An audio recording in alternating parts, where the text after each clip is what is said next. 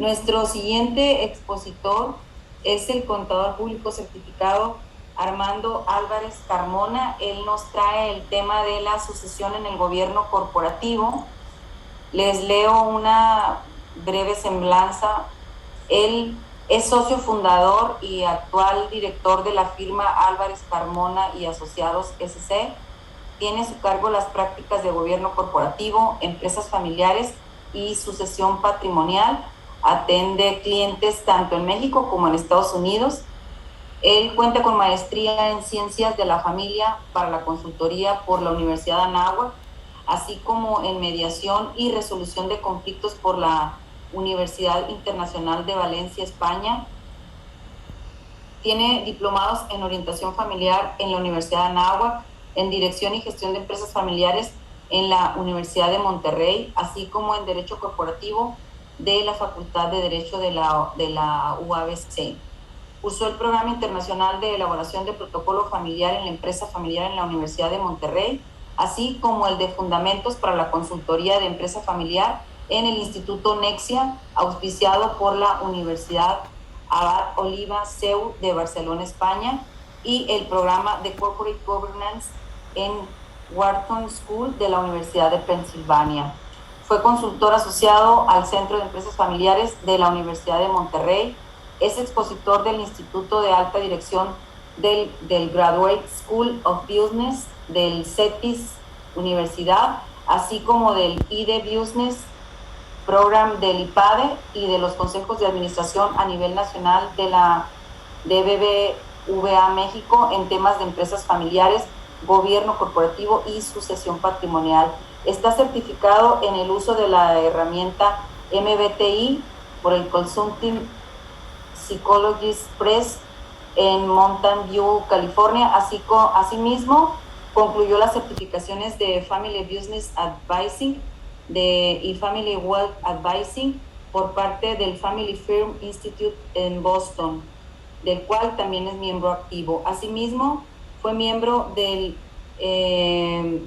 Entrepreneurial Management Center de la Escuela de Negocios de San Diego State University. Es contador público por el CETIS de Universidad. Ha sido docente en programas de maestría de varias universidades y es socio activo del Colegio de Contadores Públicos de Baja California. Como ven, un amplio currículum, el de nuestro expositor. Y pues adelante, le dejamos los micrófonos en este momento.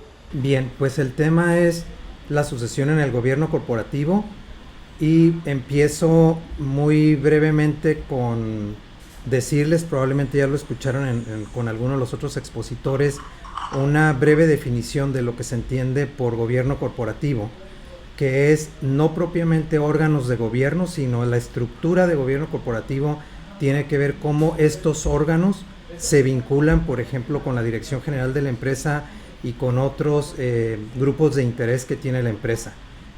Stakeholders le llaman en Estados Unidos, y la definición rápidamente dice: el gobierno corporativo es el conjunto de normas, principios y procedimientos que regulan la estructura y el funcionamiento de los órganos de gobierno de una empresa. En concreto, establece las relaciones entre la dirección de la empresa, su consejo de administración, sus accionistas y otros actores interesados, y estipula las reglas por las que se rige el proceso de toma de decisiones sobre la compañía para la generación de valor. ¿Por qué es que se recomienda que se implemente el gobierno corporativo en las empresas? Entre los beneficios que tiene implementar el gobierno corporativo, pues está el que ya en el sistema financiero ya mucho toman en cuenta qué tan avanzado está una empresa en su estructura de gobierno corporativo y puede obtener tasas preferenciales y condiciones también muy especiales.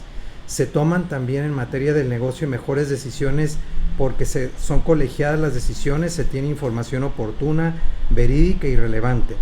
Y existe además una perfecta identificación de cuáles son los niveles de autoridad y responsabilidad. Normalmente se manejan lo que llamamos unas tablas de atribuciones donde queda claro hasta dónde llega el límite de las decisiones que puede tomar la dirección general.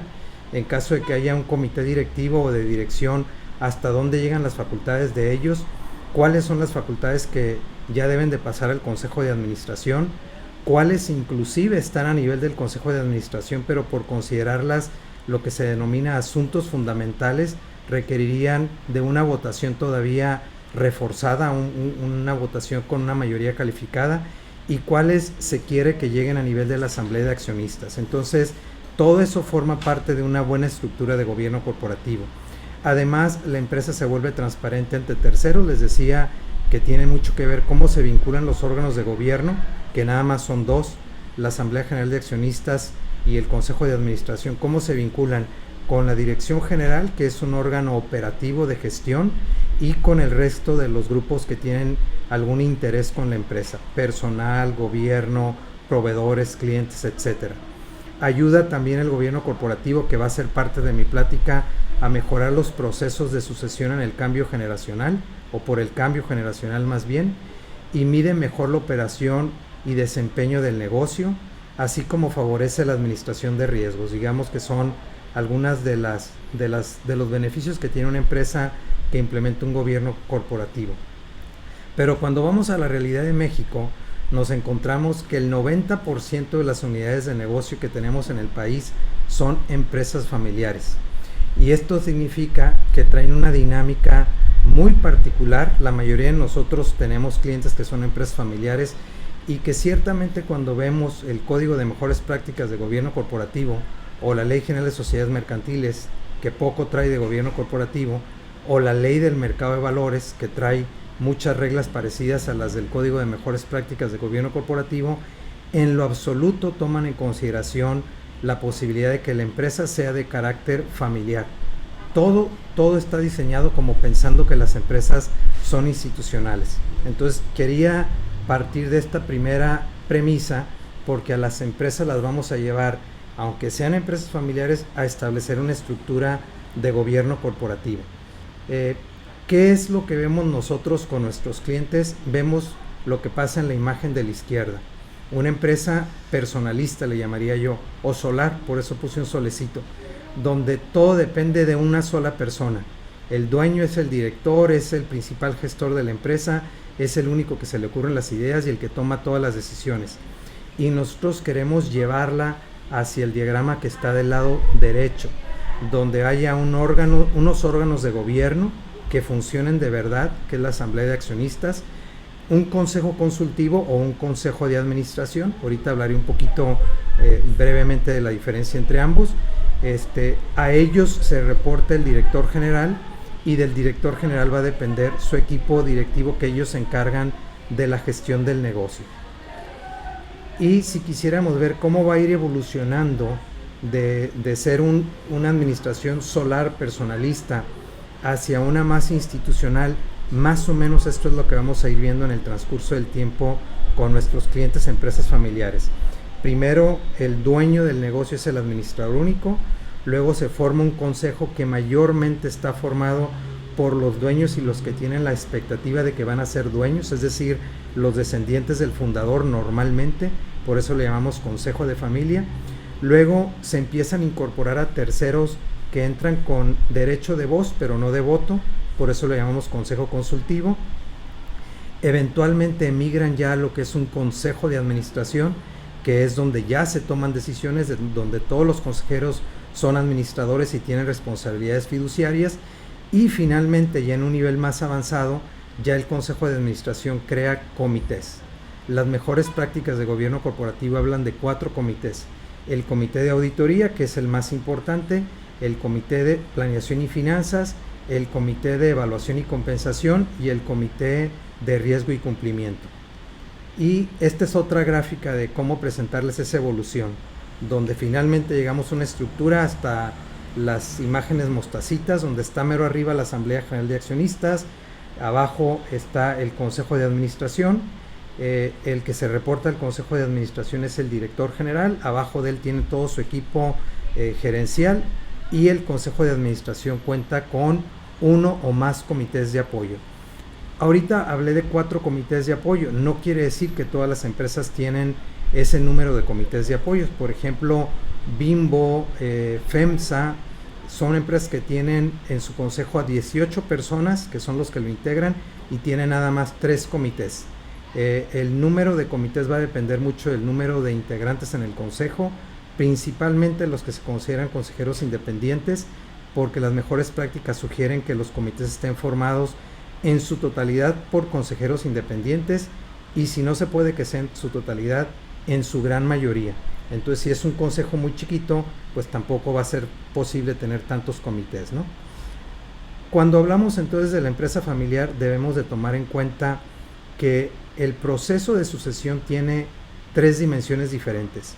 Uno es lo que tiene que ver con la familia y que engloba a todos los familiares, el que tiene que ver con la sucesión de la propiedad, que es los accionistas propietarios de la empresa familiar que le van a suceder la propiedad de las acciones hacia sus descendientes, y luego ya tenemos la sucesión en la gestión de la empresa.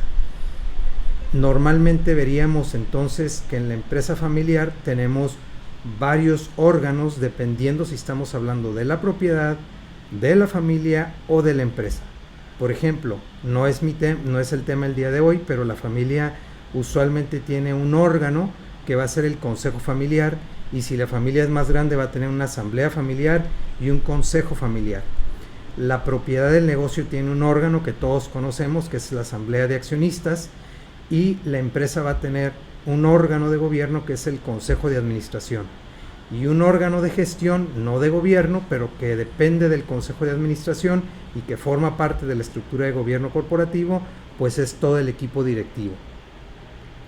Si quisiéramos ver cómo se entrelazan estos órganos ya en un diagrama que muestre a los diferentes organismos, pues tenemos a la asamblea familiar hablando con el consejo familiar, al consejo familiar interactuando con la asamblea general de accionistas y con el consejo de administración, y creo que el resto pues ya no lo sabíamos porque ese lo hemos visto mucho en la práctica, pues desde la escuela, cursos y demás, que está la asamblea general de accionistas como el máximo órgano de gobierno de la empresa, y abajo de ella está el consejo de administración, que es el máximo órgano de administración de la sociedad, y ahí para abajo vienen ya la parte del equipo directivo. La parte hacia abajo del equipo directivo hacia abajo viene siendo los que tienen a su cargo la gestión del negocio, y hacia arriba están los que tienen a su cargo la gobernanza del negocio. Los de arriba se encargan del enfoque estratégico y los de abajo del enfoque operativo. Cuando nosotros vamos a ver con una empresa familiar cómo ayudarle con el tema de la sucesión, hay algunas definiciones iniciales de las que debemos de partir. Primera pregunta es, ¿estamos pasando de la primera generación, es decir, de la generación fundadora, hacia la segunda generación, o de la segunda hacia la tercera generación, o de una generación a otra donde ya la propiedad está muy diluida? Esto es muy importante porque dependiendo en el estatus donde estemos, en la generación en la que nos encontremos, el nivel de preocupaciones va a ser distinto. No es lo mismo las preocupaciones que tiene el fundador, que va a pasar el negocio y la dirección de la primera generación hacia la siguiente, a pasarlo de una generación a otra donde está ya bastante diluida la propiedad. Las preocupaciones, las necesidades que tiene son distintas. Entonces eso es lo primero que tenemos que identificar. Luego lo otro que tenemos que identificar es qué tipo de empresa familiar es. Normalmente en la bibliografía de empresas familiares nos dicen que hay 3 tipos de empresas familiares. La empresa familiar que se considera de trabajo familiar, donde no necesariamente todos los miembros de la familia pueden venir y van a encontrar un trabajo en la empresa, pero sí, si hay una vacante, hay un puesto abierto y algún miembro de la familia reúne el perfil para ocupar ese puesto y es el mejor candidato, entonces la empresa puede ocupar a cualquier miembro de la familia en cualquier posición, no obstante que sea de alta dirección, mandos medios o inclusive en posiciones operativas. Hay empresas que no, que dicen, nuestro criterio es que vamos a ser empresas de dirección familiar. Únicamente van a entrar a trabajar al negocio de la familia aquellos miembros de la familia que tienen la posibilidad de ocupar puestos de alta dirección. Y hay otras que son las menos en las empresas familiares, pero que sí las hay. Por ejemplo, aquí en la ciudad de Tijuana, algunos de los que somos de aquí seguramente conocemos de alguna porque es muy conocida a nivel regional, donde es una empresa de gobierno familiar. Es decir, la familia no trabaja en el negocio, la familia no está en posiciones de dirección, de alta dirección, únicamente están en el consejo de administración. Entonces también es importante entender con qué tipo de empresa estamos lidiando. Y por supuesto, distinguir si estamos lidiando con una sucesión de la propiedad del negocio, del gobierno o de la dirección, porque son procesos diferentes. El proceso de sucesión entonces, visto desde la perspectiva de la empresa familiar, lo podríamos definir como lo ponemos en esta lámina. Es el conjunto de actuaciones que es necesario llevar a cabo en el ámbito familiar y empresarial para conseguir traspasar tres cosas: la gestión, el gobierno y la propiedad a la siguiente generación, que no quiere decir que todas estas se van a pasar al mismo tiempo, sino que se van a pasar eventualmente a la siguiente generación. ¿Con qué propósito? Con el propósito de perpetuar el negocio familiar en manos de las siguientes generaciones. Esa es una característica que tiene la empresa familiar, que no se creó para venderse, se creó para pasarla a las siguientes generaciones. Y cuando vemos lo que nos dicen los libros, el internet, los artículos, ya sobre mi tema, que mi tema es la sucesión de gobierno corporativo, van a ver ustedes que la literatura habla que la sucesión de gobierno corporativo tiene que ver con la sucesión de los integrantes o los miembros que integran el consejo de administración, así como de las figuras claves de la alta dirección, en especial del director general. Aunque el director general no lleva a cabo labores de gobernanza, de gobierno, no obstante, en lo que se refiere a la estructura de gobierno corporativo, es muy importante que se trabaje en la sucesión del director general, en el plan de sucesión del director general, y tener un plan contingente por si él se va cuando la empresa no tenía planeado que se tenía que ir, o bien cuando haya que irlo porque incurrió en alguna práctica que ya no es conveniente tenerlo como director de la empresa, ¿no? Ahora, esto también es bien relevante. La sucesión no es un evento, la sucesión es un proceso y como tal tiene algunas características. Es natural porque nos vamos haciendo más viejos, nos vamos cansando, nuestras facultades, aunque no lo queramos reconocer, van mermando, cada vez estamos menos preparados para las nuevas tecnologías, por ejemplo, y entonces pues es natural, nos tienen que suceder los más jóvenes. Es gradual porque no es de la noche a la mañana, o sea, se toma tiempo preparar la salida del que va a salir y se toma tiempo preparar la entrada de los que van a llegar. Por lo mismo también es un proceso largo en el tiempo, es un proceso que va a tomar varios años, es un proceso complejo porque no nada más es ver lo que les voy a explicar más adelante de los temas que se tienen que definir en cuanto a la sucesión del consejo de administración, sino además pues también tiene que ver con algunos temas, digamos, de autoestima, temas psicológicos, de terapia ocupacional, qué va a pasar cuando ya me quede yo sin actividades. Entonces no es fácil, lo tenemos que hacer en su oportunidad. Siempre digo yo, cuando me preguntan los clientes, bueno, pero ¿cuándo lo debo de empezar? ¿Cuándo lo debo llevar a cabo? Y les digo, más vale un año antes que un minuto después. O sea, hay que hacerlo con el tiempo siempre suficiente.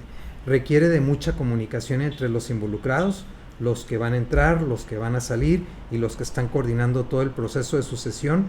Requiere mucho que las partes se pongan de acuerdo y requiere mucho de que haya una visión estratégica y que haya estrategia para llevar a cabo la sucesión, como me va a tocar explicarlo ahorita. Entonces, ¿de qué voy a hablar yo cuando hablemos de la sucesión del gobierno corporativo? Me voy a centrar específica y exclusivamente en la sucesión de consejeros. No voy a hablar de la sucesión del director general o de otros cargos como el CFO u otras posiciones de alta dirección. Exclusivamente voy a hablar de la sucesión del consejo de administración. Y aquí vale la pena destacar cuál es el objetivo del consejo de administración, para que entendamos a qué me refiero cuando estoy hablando del consejo de administración. Es muy común que cuando a la empresa le ayudamos a implementar un consejo de administración, la empresa empieza en el consejo a ver temas netamente operativos que no le corresponden, y es que lo que falta es educación a esa empresa para que sepa qué tipo de asuntos son los que se deben de subir a la agenda del Consejo de Administración. Entonces, la principal meta, que no tiene que ser que tienen obligación de cumplirla y que si no la cumplen por eso me van a demandar como consejero si no logré la meta, la principal meta es asegurar la generación de valor económico y social para los accionistas. Para eso se tiene un consejo de administración en una empresa, para generar mayor valor económico de la empresa y en consecuencia para sus accionistas. ¿Cómo lo hace? Dice la ley del mercado de valores cuando nos habla de la definición de las funciones del consejo de administración, definiendo el rumbo estratégico. No es la que hace la planeación estratégica, pero es la que promueve el pensamiento estratégico, la que promueve que se lleve a cabo la planeación estratégica, que se contrate el despacho que les va a ayudar y a promover que todo el tiempo se esté revisando todo lo que son las metas que hayan salido del plan estratégico. Entonces, al Consejo de Administración le toca empujar que se dé el tema de la planeación estratégica. Entonces, va a trabajar en definir el rumbo estratégico de la empresa. Y segundo, vigilando y supervisando la operación, es decir, al director general. El director general entonces tiene que tener una clara rendición de cuentas hacia el Consejo de Administración, y el Consejo de Administración es el que, como dice en el número 3, será el responsable de aprobar la gestión. Aquí es uno de los primeros problemas que nos topamos con las empresas familiares. Resulta que en una administración solar, la que les ponía la imagen esta del solecito, el dueño está acostumbrado a que todo el equipo se reporte ante él, que todos le rindan cuentas. Y como él quiere seguir siendo el director general, pero además quiere ser el presidente del consejo, ahora resulta que él va a tenerle que reportar al consejo de administración en pleno su gestión como director general, y eso es algo que no le gusta mucho, porque él estaba acostumbrado a que le rindieran cuentas y no él a rendir cuentas, y además que le aprobaran la gestión. Más adelante voy a hablar de cuáles son las características que debe de tener un consejero, porque justamente una de las que debe de tener es no tener pelos en la lengua para decir lo que no le gustó de la gestión o lo que no está de acuerdo con las metas o los alcances a los que está llegando la dirección general. Y normalmente cuando es el dueño, tu compadre, y te invitó al consejo, pues dices, calladito me veo más bonito, ¿para qué le voy a decir que no estoy de acuerdo? Y ese en realidad es un club de Toby, váyanse mejor al club campestre a jugar dominó y a la barra, y no le estén llamando eso consejo de administración, porque eso y nada es lo mismo. ¿Cómo él logra sus objetivos el consejo de administración? Decíamos que eran los objetivos que enunciaba en la lámina anterior, y es por un lado, ¿cómo los logra el consejo de administración? El consejo de administración sus objetivos los va a cumplir llevando a cabo dos funciones preponderantes: gobernando a la sociedad y gestionando, pero no a la sociedad, gestionando el propio funcionamiento del consejo de administración, no de la sociedad, porque la gestión de la sociedad le compete única y exclusivamente al equipo directivo. Dicen los americanos, nose in, fingers out, o sea, con la naricita huele el pastel, pero no le metas los dedos al pastel. Por eso puse la imagen de un helicóptero, porque el consejo de administración va a ver la operación de la empresa a 50,000 pies de altura. Es decir, tiene que ver, como dicen los americanos, the big picture, tiene que ver la película grande. No es él para estar diciendo, oye, y en la barra del comedor vamos a poner mármol o vamos a poner formica, y el piso vamos a poner granito o formica en la barra, y en el piso vamos a poner mármol o vamos a poner loseta. Obviamente eso es quitarle el tiempo al consejo de administración.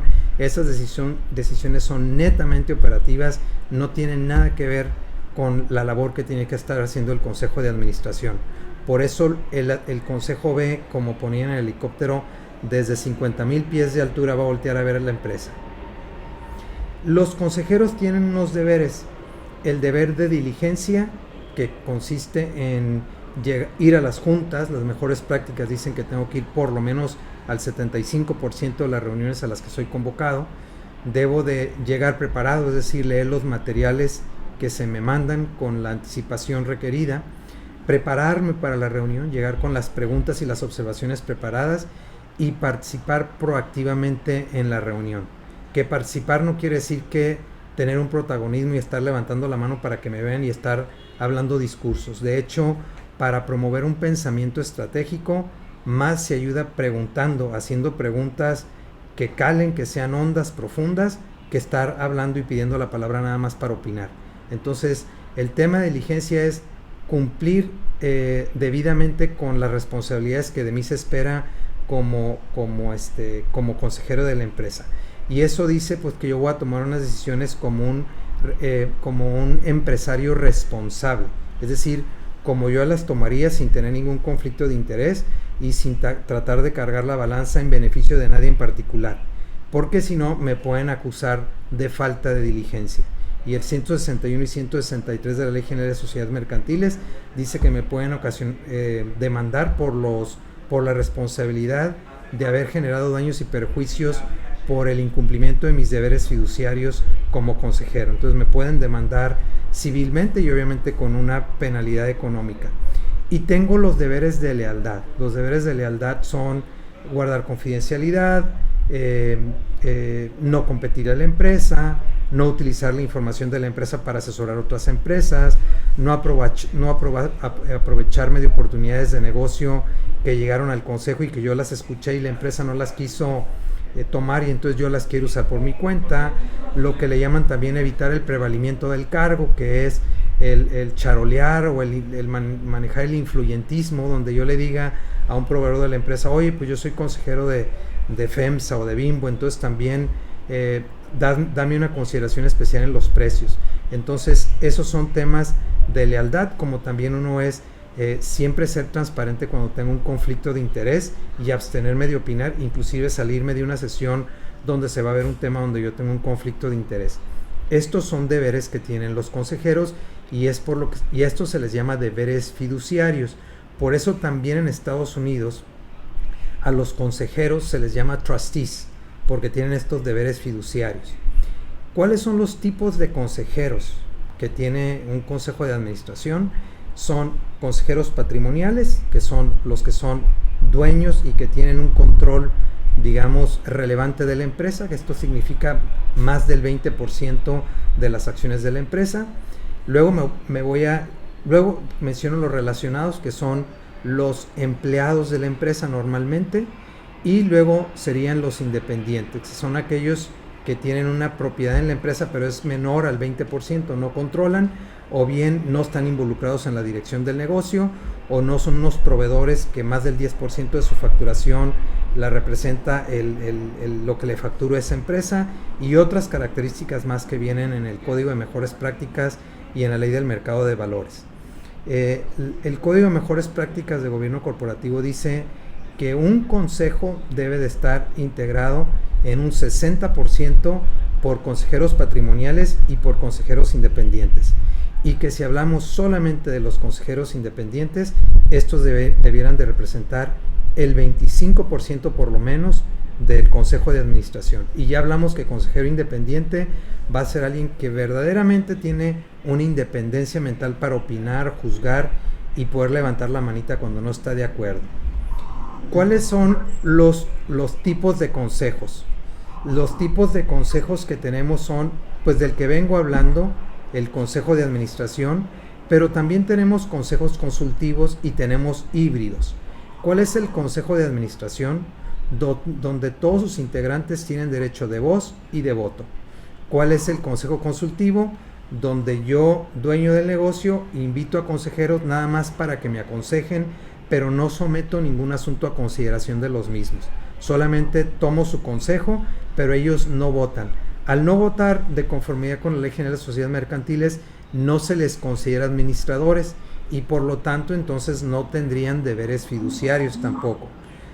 Y les decía que hay consejos que son híbridos, porque normalmente ahí se acuerda que los consejeros patrimoniales sí votamos, pero todos los independientes y los relacionados tienen derecho de voz, pero no de voto. Entonces eso es algo muy muy común en las empresas familiares cuando empiezan a evolucionar de no haber tenido nada de consejo, luego a tener un consejo solamente con la familia y luego empezar a meter a terceros. Así es como van evolucionando hasta que llegan al punto donde todos tienen el derecho de voto. Un consejo efectivo, miren, debe de tener o debe de seguir 5 pasos para llevar a cabo una sucesión o renovación más fuerte. Debe de hacer un reclutamiento con, digamos, con alguna estrategia de la que vamos a hablar ahorita más adelante.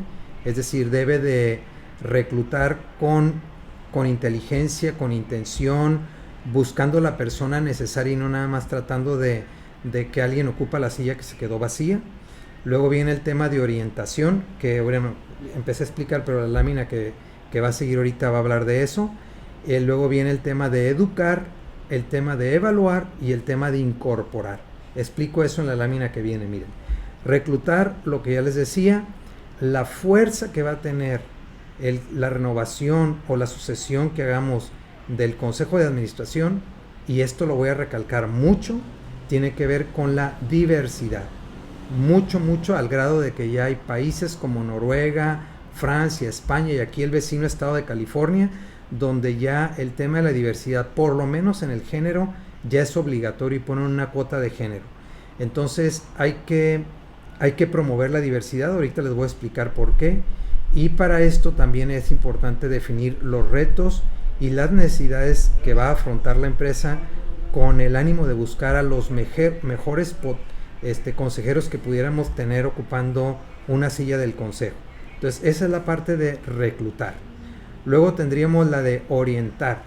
Una buena práctica de gobierno corporativo, dicen las guías, es que se les dé una debida inducción a los consejeros.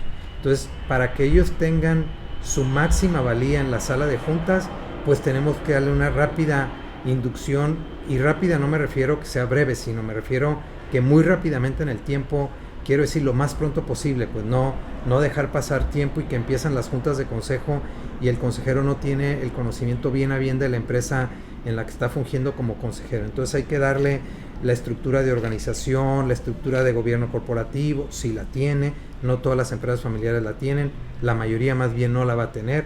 El reglamento, que eso sí, vamos a ayudar a las empresas a crear un reglamento de operación del Consejo de Administración, en qué consiste, cómo funciona, etcétera, cómo se toman las decisiones, cada cuándo son las juntas, si hay suplentes, todo lo que tiene que ver con las convocatorias, los quórums, las mayorías, segundas convocatorias y demás. Se le da una inducción de cómo funciona toda esa parte.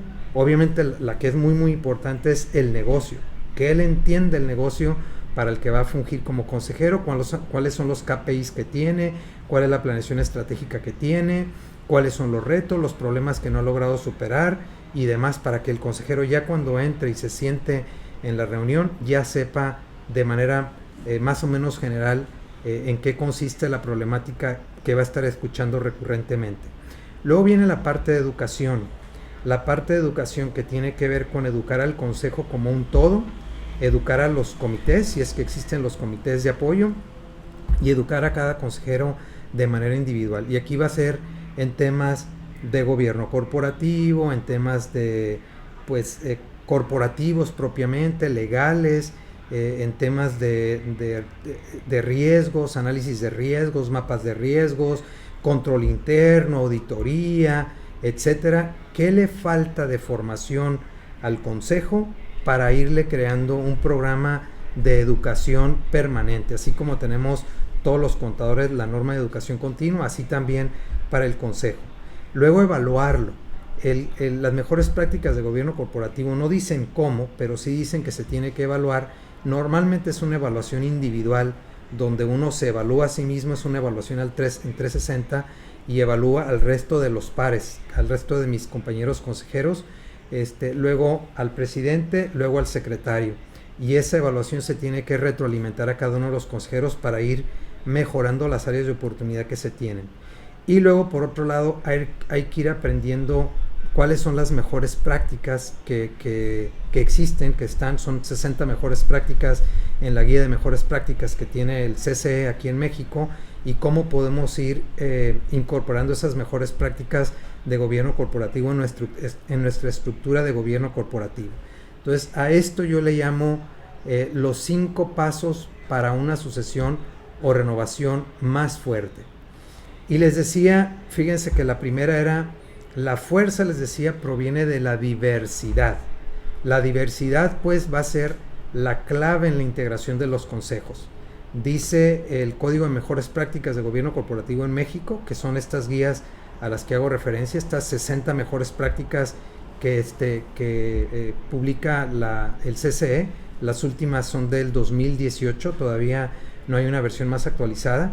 Dice que la composición diversa del Consejo de Administración es conveniente para el logro de sus funciones. Ya dije cuáles son las funciones del Consejo de Administración: pensamiento estratégico, vigilar la operación y aprobar la gestión. Entonces resulta para ello importante, dice, considerar la figura del consejero independiente. Y más abajito, ya no lo transcribí, pero también considera relevante que se estime la incorporación de mujeres a los consejos de administración.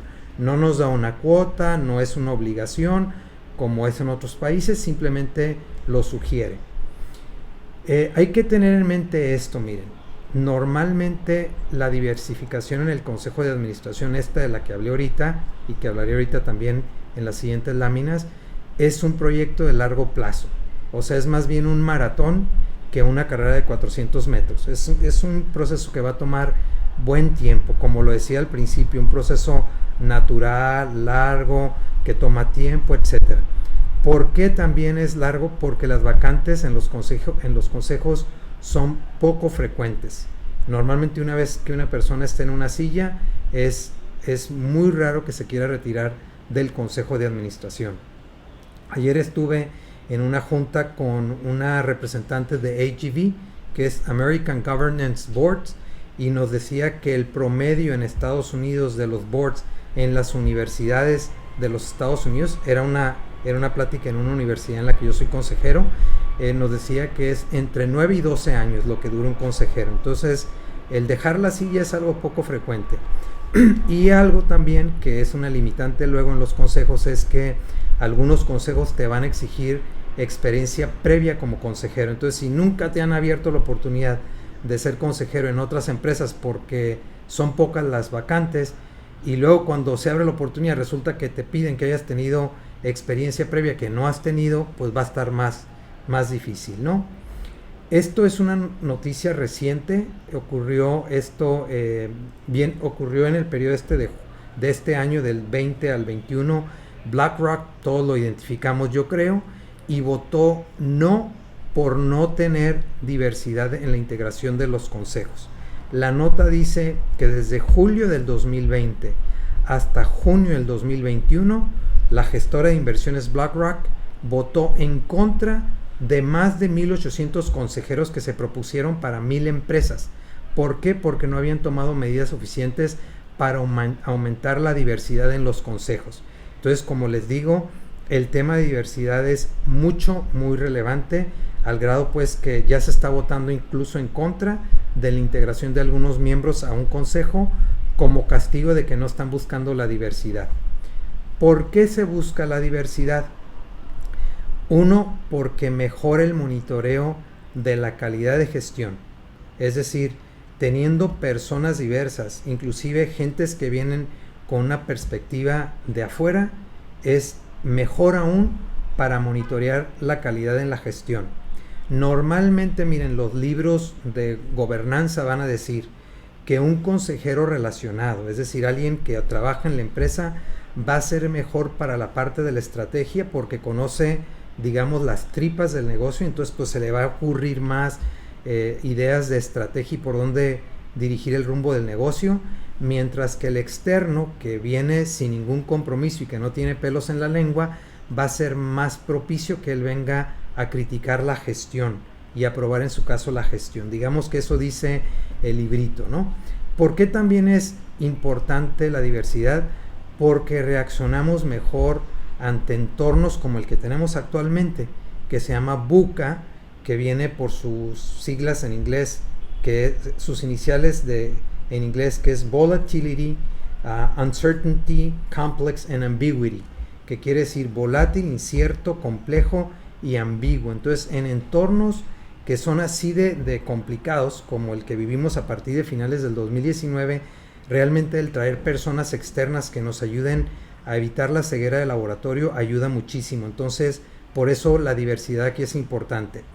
Los estudios empíricos que hay dicen que le genera un valor mayor a la empresa en el largo plazo, que efectivamente una de las funciones del consejo, que es incrementar el valor de la empresa en beneficio de sus accionistas, que lo ven, que esto ocurre en empresas que tienen consejos más diversos.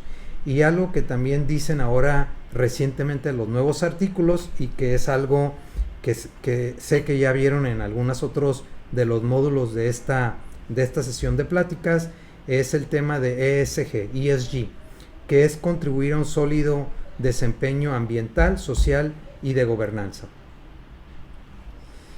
Entonces, ¿qué es lo que deben de buscar los consejos para lograr la diversidad?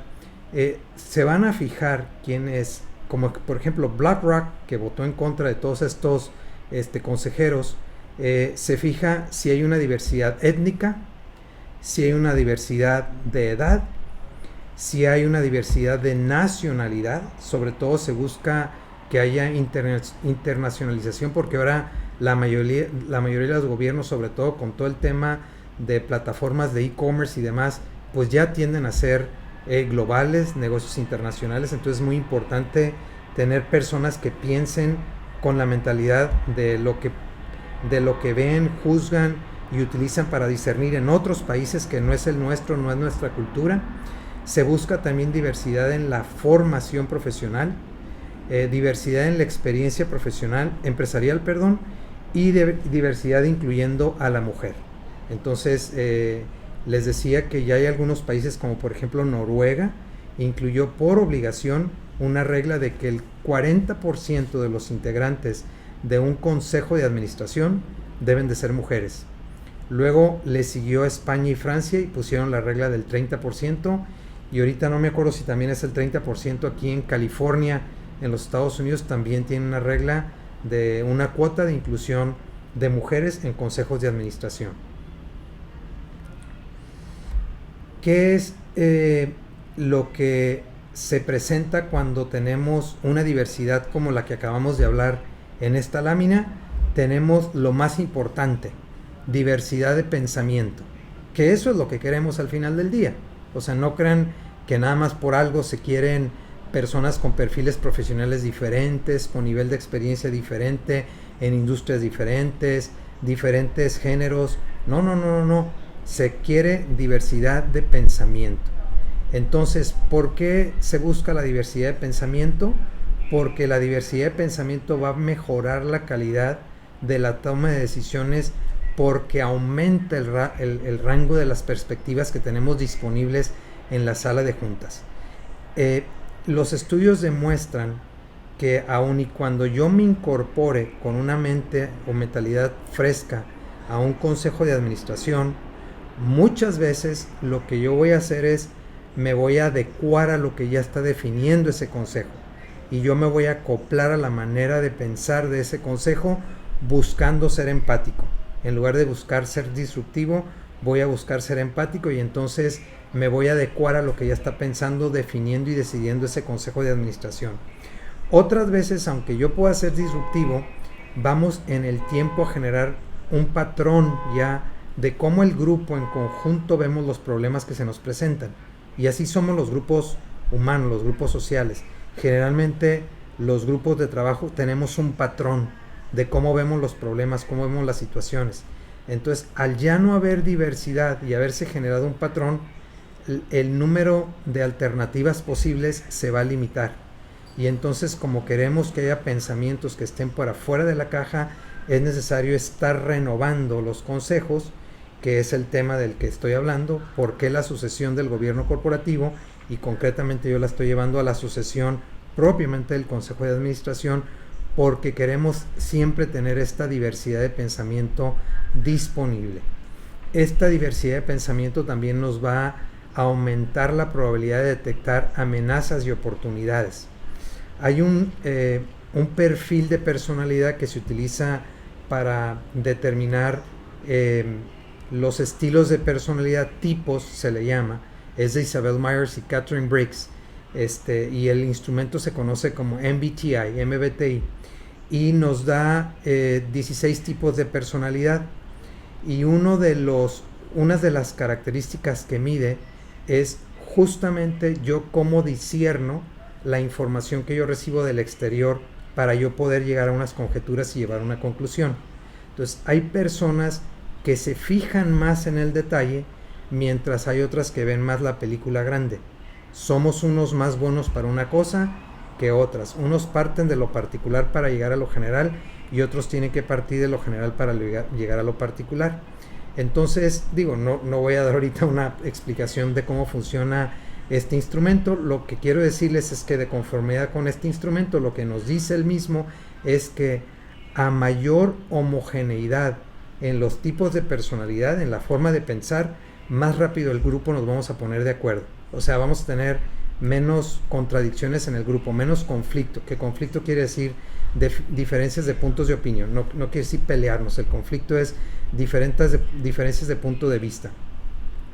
Pero al mismo tiempo que nos ponemos más pronto de acuerdo, el riesgo que tenemos, el downside dirían los gringos, es que hay más probabilidad de que se nos queden puntos ciegos que no hayamos cubierto, porque como todos estuvimos viendo a la izquierda, pues no vimos lo que venía por el carril de la derecha, y entonces es más probable que haya riesgos que me lleguen por la derecha que me llegaron por el punto ciego y no estuve preparado para hacer un plan de contingencia. Por eso también la diversidad.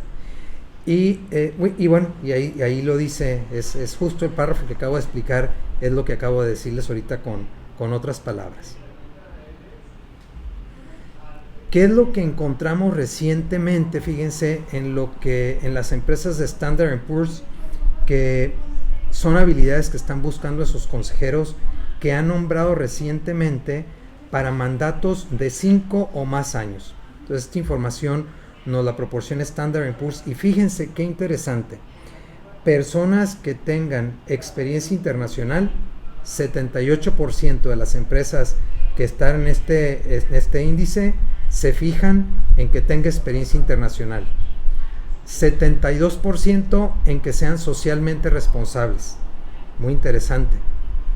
Que tengan todo el tema de manejo de recursos humanos, gerente de sueños, toda la parte esta de te acompaño con un coaching para que no nada más seas un buen trabajador, sino que seas feliz en tu vida personal, etcétera. 57%. Y luego ya van viniendo otras que, como vamos viendo, todas vienen de izquierda a derecha, de más a menos, pero fíjense las facultades, las cualidades tradicionales o habilidades tradicionales que son las que normalmente buscábamos que tuviera un consejero, que fuera hábil en finanzas, que hubiera sido un CFO, que hubiera sido CEO de empresa, que en temas de gobierno, no me refiero de gobernanza, sino de gobierno, de nuestro gobierno, gobierno de público, ¿no? Auditoría, todas están con porcentajes negativos. Entonces, si se fijan ahorita, por lo menos de este índice, la preponderancia de habilidades que se están buscando son habilidades no convencionales, al menos no las que se buscaban históricamente. Hacia allá se está moviendo ahorita, justamente buscando, como dicen los americanos, diversity of thought, diversidad de pensamiento. Esto lo dice Watson, que es una academia de Canadá, que creó un diseño o un programa, que es un programa educativo que se llama Governing with Intention, gobernar con intención. Y ellos dicen, Watson, esta escuela de instrucción, dice que cree que la diferencia fundamental entre el buen gobierno y un gran gobierno comienza en gobernar con intención. La creación y el mantenimiento de un consejo eficaz se centran en el objetivo de diseñar el consejo que se necesita. Les puse esta cita porque ahorita les voy a enseñar a qué se refieren ellos cuando estamos hablando de diseñar el consejo que se necesita y no nada más llenar una vacante con el primero que se me atraviesa para que, queremos que haya un número impar en el consejo y como ya somos un número par, vamos a buscar un número impar para que no esté esa silla vacía. No, ellos dicen que incluso no hay un enfoque único para la renovación del consejo, que un enfoque saludable implica dos consideraciones: garantizar que el consejo tenga las habilidades y la experiencia que necesita para llevar a cabo sus responsabilidades, y mantenga una cultura que promueva un diálogo sólido, el pensamiento estratégico y el debate. Bueno, eso es gobernar con intención. Eso es diseñar estratégicamente un consejo de administración. Y aquí les puse 12 pasos, no es que ni estén en las mejores prácticas, ni mucho menos en la ley. Son 12, me gustó el número 12, acuérdense que bíblicamente el número 12 tanto viene en la parte del Antiguo Testamento como en el Nuevo Testamento. Es un número que en la mentalidad hebraica de aquellos años pues tenía un número que significaba los elegidos, ¿no? 12 tribus de Israel, 12 apóstoles, por ejemplo. Entonces, 12 pasos del proceso para llevar a cabo la sucesión del Consejo de Administración. Y entonces a estos les llamo los pasos previos. Y luego ya voy a hablar de los pasos en sí. Pasos previos: definir las reglas relativas a la composición e integración del Consejo de Administración. Voy a hablar de eso ahorita un poquito más adelante, entonces ahorita no lo explico. Luego, detallar lo que vamos a considerar como los factores de idoneidad o factores de selección que yo debo de fijarme para buscar un consejero. También voy a hablar de eso un poquito más adelante. Algo que ya estamos haciendo con algunas empresas: no creamos nada más un comité de nominación. La Ley General de Sociedades Mercantiles habla de 2 comités, a diferencia de las guías del CCE, que habla de 4 comités. La ley y las guías no se pusieron de acuerdo, y la ley habla del comité de auditoría y el comité de prácticas societarias. Y si ustedes se meten, por ejemplo, a la página de FEMSA y ven qué comités tiene, van a ver que tiene un comité de nominación y prácticas societarias. ¿Qué quiere decir un comité de nominación? Aquellas personas que les vamos a encargar la tarea de prospectar a los candidatos, buscarlos, ver que reúnan el perfil, luego hacer la lista abreviada, la lista corta, para presentarla al consejo para su aprobación, que ya me adelanté en lo que viene en la siguiente lámina, pero eso es lo que va a hacer este comité de nominación. Ya los pasos actuales, ya hice toda la parte de la planeación. Ahora sí, ¿en qué consisten los pasos actuales para llevar a cabo la sucesión? Vamos a hacer una auditoría de habilidades, de conocimientos y de experiencia del Consejo de Administración vigente. Ahorita también voy a hablar un poquito de eso. Vamos a comparar esas habilidades que salieron de esa auditoría contra los conocimientos y habilidades requeridas en el Consejo para hacer frente a los retos que vienen hacia adelante en la empresa, e identificar las brechas. Decir, mira, los retos a futuro son estos, y en el Consejo tenemos gente muy buena para esto, pero no tenemos nadie que nos cubra esta brecha. Entonces, esa es la chamba. ¿Cuáles son las habilidades, conocimientos y experiencia de mi Consejo? ¿Qué es lo que ocupa la empresa? ¿Qué nos hace falta? Con base en eso vamos a preparar un perfil actualizado de los candidatos al Consejo. Luego, una vez que tengo el perfil, vamos a empezar nos dejamos la tarea de buscar. Hay desde organismos que ya tienen listas de consejeros profesionales que digamos se rentan por ser consejeros. Yo lo que he hecho con algunas empresas es, les digo, a ver, el mismo proyecto que estoy haciendo contigo lo estoy haciendo con otros clientes, y no hay que pagarle honorarios de consejo a uno al otro. Tú de aquí, tu dueño A, te vas a ir de consejero a la empresa B, y el dueño B se viene a la tuya. Vemos que no haya temas de conflictos de interés, que se firmen las cartas de confidencialidad y demás, y eso es lo que hemos hecho. Y en esos casos pues no hay retribución, porque la retribución pues se la pagan con servicios mutuamente. Uno sirve en el consejo del otro y el otro sirve en el consejo del primero. Entonces se hace una lista de los posibles candidatos, se arma bien su currículum vitae, la información que es relevante, y se le presenta ya una lista depurada al Consejo de Administración, para que el Consejo de Administración de los que le presenté diga, de estos 7 me interesa estos 3, vamos por estos 3. Entonces vendría la entrevista individual con los candidatos del Consejo de Administración. Una vez que ellos han asentido que sí estarían dispuestos a entrar, que aceptan las condiciones, se someten por la formalidad que dice la Ley General de Sociedades Mercantiles, que es obligación o es facultad de la Asamblea General de Accionistas, una ordinaria, no se ocupa extraordinaria, aprobar los integrantes del consejo. Entonces pues se les somete a su aprobación, pero en realidad es un tema ya planchado. Y luego obviamente se les va a pedir a ellos, una vez aprobados formalmente, que firmen la carta de confidencialidad, el NDA, y también el que manifiesten que no tienen ningún conflicto de interés con la sociedad. Y luego se les incorpora ahí al proceso de inducción, donde les vamos a explicar lo que es la empresa y lo que ya les platicaba. Cuando vamos a armar el reglamento, les hablaba yo del principio de los pasos previos a armar un reglamento para componer e integrar el consejo. Estas son algunas de las ideas que va a contener el reglamento. ¿Qué clases de consejeros va a haber? Patrimoniales, relacionados, independientes. ¿Cuánto es el mínimo y máximo de cada clase?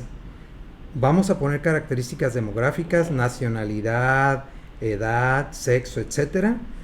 Los factores de idoneidad, que los voy a hablar ahorita más adelante. Las incompatibilidades, cuáles no podrían ser, cuáles si las tienes son incompatibilidades y por ellas no podría entrar a ser consejero de la empresa. Cuánto tiempo es la duración de la gestión como consejero, si se puede reelegir y por cuántos periodos se puede reelegir y si se puede reelegir de manera consecutiva y si tiene un límite de periodos que se puede reelegir, si vamos a fijar una edad obligatoria de separación del consejo, cuál es el proceso de selección, nombramiento, reelección y cese de consejeros, que ya hablé un poquito atrás de este tema, aunque no hablé del tema de cese, cuáles son las causales de cese y cuáles serían algunas de las excepciones a las mismas, y luego el tema de objetividad, secreto de las votaciones, o sea, nadie puede decir cómo se votó ni en qué sentido se votó, y el deber de abstenerse. Si yo voy a votar por Juan Pérez y Juan Pérez es uno de los consejeros, se tiene que salir de la sala de juntas porque él no puede estar presente dado que tiene un conflicto de interés. Todo esto lo vamos a poner en un reglamento. Y estos serían algunos de los factores de selección. Tampoco no están en la ley, no están en las guías de las mejores prácticas, son unas ideas que vemos luego con los clientes. Tener una edad de entre tanto y tanto, tener un grado académico mínimo de tanto, tener una reconocida prominencia, una reconocida prominencia en el ámbito de los negocios, de instituciones públicas o privadas, o en la profesión que se desempeñan, estar familiarizados con las regiones donde va a estar el negocio en el que van a estar fungiendo como consejeros, ser personas de reconocida integridad y honestidad, tener la capacidad de ganarse la confianza no nada más de los accionistas, sino de los otros consejeros y de la alta dirección, porque va a haber una interacción, como les decía, del consejo con la alta dirección, haber mostrado a lo largo de su trayectoria un sano e independiente juicio para los negocios, queremos que sea independiente, que tenga independencia mental, tener amplios conocimientos y experiencia en materia financiera, legal, administrativa.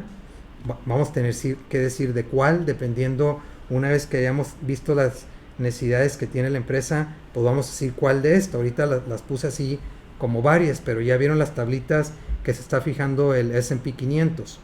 Conocer la tecnología de la información disponible, haber servido como consejero en otras empresas, tener disponibilidad de tiempo para dedicarlo a desempeñar su papel como consejero y en su caso en los comités en los que le pida a la empresa que participe, estar familiarizados con la cultura y complejidades particulares que presenten las empresas familiares, que como les decía tienen una dinámica muy particular, haber tenido la experiencia de haber liderado una empresa durante crisis económicas o épocas de importante crecimiento o bien de disrupción de la industria, tener la habilidad de adaptarse rápidamente a un mercado cambiante, un mercado buca, o tener un enfoque estratégico, haber estado involucrado en un tema de transferencia generacional de empresas familiares, demostrar una personalidad con la que se gana el respeto de los demás.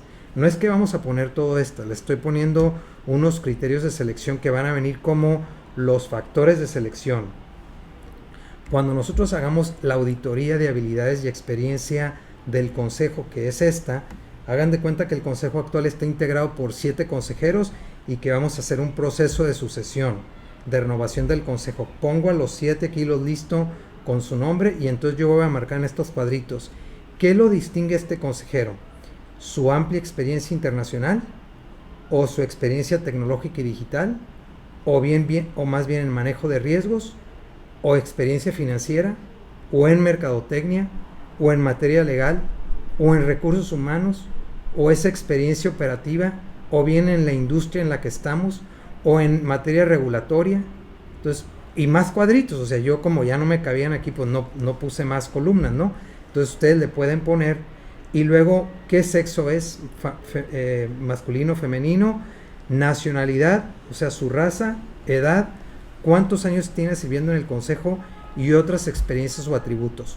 Cuando yo termine esta auditoría voy a tener, ahora sí que escaneadas todas las habilidades, experiencias y conocimientos que tiene mi consejo actual.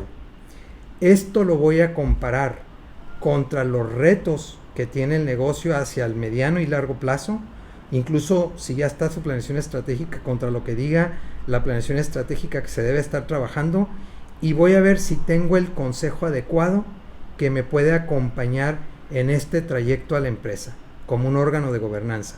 Y ahí se van a dar ustedes cuenta que hay unos huequitos, que hay unos gaps. Eso es lo que me va a ayudar a completar este otro que son los factores de selección. Aquí yo tenía unos factores de selección que son generales, por ejemplo, la buena reputación no es para un candidato y no para el otro, o sea, es para todos y no hay excepción. Entonces, estos van a ser unos factores generales y luego van a venir los particulares, que son los que van a salir de esta hojita.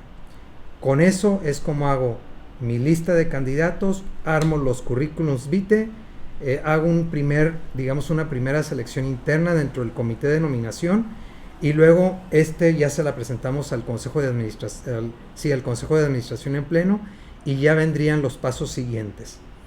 Pues con eso, y estaba aquí muy puntual viendo el reloj que no me fueran a dar las 7, es mi presentación. No sé si haya dudas en el tiempo que nos queda, y pues con mucho gusto aquí para aclarar cualquier pregunta. Sí, mire, tenemos dos preguntas y una participación de nuestro vicepresidente. La primera pregunta dice: ¿qué pasa si los miembros accionistas son los mismos miembros familiares? Sí, no pasa nada. Normalmente lo que nosotros vemos con las familias empresarias cuando no tienen consejo y que parten de esa imagen del solecito que les puse, les digo que la idea sería llegar a un consejo profesional, ¿no? Que tengan independientes y que tengan comités. Y los voy a asustar cuando les digo eso. Y les digo, espérame, pero ese es el maratón, o sea, vamos a irnos paso por paso. Les digo, ahorita a tu familia no se le va a ocurrir seguramente a temas de estrategia, pero un problema muy común en las empresas familiares, 3 problemas que tienen las empresas familiares se llaman comunicación, comunicación y comunicación.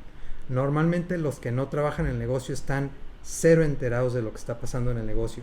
Y les decimos, mira, el hecho de que estén involucrados en el consejo les va a servir para que ellos sean ante quien se rinde cuentas y puedan entender mejor del negocio que eventualmente va a ser de ellos. Entonces ya por lo menos por ahí hay una ganancia, que le empiezan a entender, se empiezan a familiarizar con un negocio que el día de mañana las acciones van a pasar a sus manos y ellos van a estar ocupando un asiento, quizás ahí mismo en el consejo, pero también en la Asamblea General de Accionistas. Entonces no pasa nada, lo único es que en temas de estrategia va a haber muy poco aportación, realmente no va a haber mucho en ese lado, pero también se gana por el lado de la rendición de cuentas. Muy bien, muchas gracias. Por otro lado, también preguntan, ¿cuáles son los 4 comités de apoyo? Sí, según la guía de las mejores prácticas, la pueden bajar si se meten guía de las mejores prácticas de gobierno corporativo CCE, hay una página donde la van a poder descargar y viene inclusive el cuestionario de 91 preguntas de qué tanto me estoy adhiriendo a esas prácticas. Dice que el Consejo de Administración tiene 4 funciones y que esas 4 funciones se pueden atender en 4 comités, y los comités son órganos no de decisión, son órganos de apoyo que van a sugerirle al Consejo de Administración para que el Consejo de Administración, como un órgano de gobierno, ya decida. ¿Cuáles son? El de auditoría es uno, el de finanzas y planeación es el otro, o planeación y finanzas. El otro es el de evaluación y compensación, que se acuerdan que les dije que hay que una vez al año evaluar al consejo y luego también acordar las remuneraciones económicas de los consejeros, inclusive del director general. Y está el de riesgos y cumplimiento. Esos son los 4 comités de apoyo. Y hay otros que hacen otros que le llaman de operación y estrategia, comité de inversiones. Entonces hay otros que ya las empresas han ido diseñando ad hoc, pero los 4 del manualito son los que les dije. Muy bien, muchas gracias. Comentan aquí, excelente, entonces va más relacionado en que si existen accionistas que no son familia, por eso deben distinguirse por la sucesión futura. ¿No? Esto con relación a la primera pregunta que tuvimos, ¿no? De hecho, la mayoría de las empresas familiares lo que la va a caracterizar es que prácticamente todas son propiedad de la familia. Algo que hacen las familias con las que trabajamos es que si hay un accionista tercero, porque fue un empleado al que le dieron acciones, fue un tercero con el que se asociaron, van a tratar de rescatar esas acciones comprándoselas al valor justo, al valor de mercado, de una evaluación, pues van a tratar de comprárselas para que el control se quede 100% en la empresa familiar. No todas hacen eso, o sea, obviamente otras siguen con accionistas terceros, pero todo esto que expliqué es pensando en las características de una empresa familiar, que son, la familia es por un lado familia, por los lazos obviamente de parentesco que tienen. Luego es la familia se involucra en el negocio, en la parte de la gestión, trabajando en el negocio, en puestos que pueden ser de alta dirección, mandos medios, inclusive puestos operativos.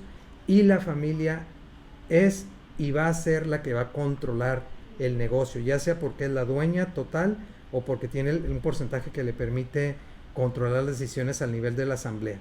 Y lo otro es que esa familia quiere que el negocio se perpetúe de generación en generación. Entonces estamos hablando en general para cualquier empresa familiar. Muy bien, muchas gracias. Hay un comentario aquí y con una pregunta, dice, regularmente a los familiares no les interesa participar, solo quieren recibir dinero. ¿Cómo inicias este proceso de gobierno corporativo? Regularmente el empresario no quiere invertir en esto o bien quiere salidas rápidas. Casi todo lo que me dijeron es lo que pasa en la práctica. Efectivamente, sí hay familias donde el accionista a veces va a estirar la manita para el dinero. En algunas ocasiones eso es bueno, pero no es lo mejor. Es bueno porque dices, pues me puedo evitar conflictos al no tener aquí a mi hermano molestando en las sesiones con puntos de vista quizás a veces necios. No es bueno porque el día de mañana, si no está en el consejo y el negocio decidió una reinversión importante de utilidades y los dividendos no van a ver o disminuyes el monto de dividendos, se va a enojar porque él ya hizo un modus vivendi del dividendo que estaba recibiendo anualmente. Entonces es mejor que esté enterado y que vea cuáles son los planes de inversión que vienen, que no va a haber dividendos, porque es mucho más importante reinvertir. Entonces es mucho más importante. Yo a las familias les digo que no quiero accionistas pasivos, que quiero accionistas comprometidos, que por lo menos si no van a estar en el consejo, sí atiendan y que no haya una asamblea ordinaria de accionistas como dice la Ley General de Sociedades Mercantiles, sino que haya 2 mínimo, como dicen las mejores prácticas de gobierno corporativo, que asistan y que lean los informes y que escuchen lo que se les va a explicar. Esa es una. La otra era, sí, los clientes normalmente van a tener otras prioridades económicas que un proyecto de esta naturaleza. Este proyecto casi siempre va a ir acompañado también con la elaboración de un protocolo familiar, con la creación del consejo familiar y la reglamentación del mismo, y posteriormente con un cambio total de estatutos sociales para establecer ahí reglas de gobierno corporativo entre los propios estatutos. No va a ser un proyecto barato, va a ser un proyecto que va a tomar fácil 1 año de tiempo y algunos sí quieren una salida rápida. ¿Cuándo buscamos una salida rápida? Cuando la familia ya está viviendo conflictos muy específicos. Hay unos pleitos, unos problemas, unas preocupaciones muy especiales, hacemos una lista y atacamos esos problemas.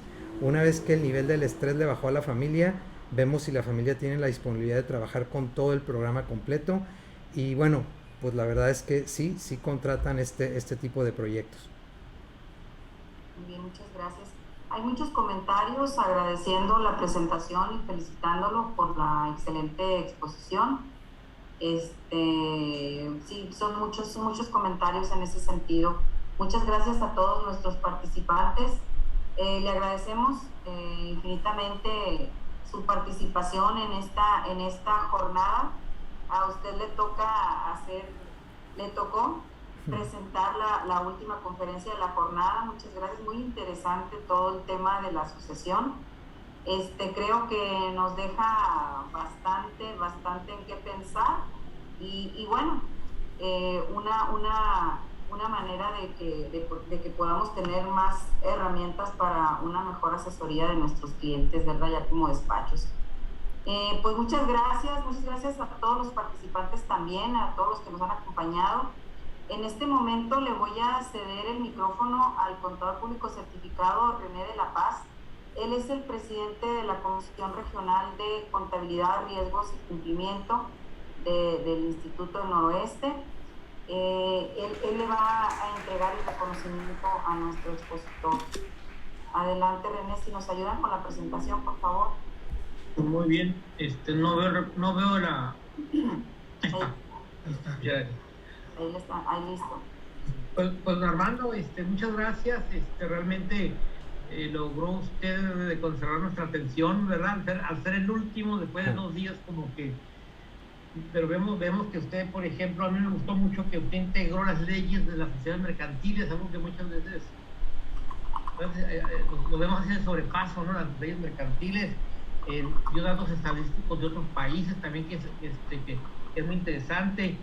Incluso nos sugirió un autor, ¿no? Un autor que ha hecho un análisis muy interesante de cómo evaluar personas.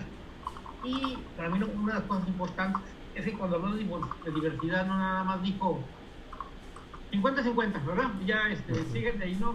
Es complicado, definitivamente es complicado.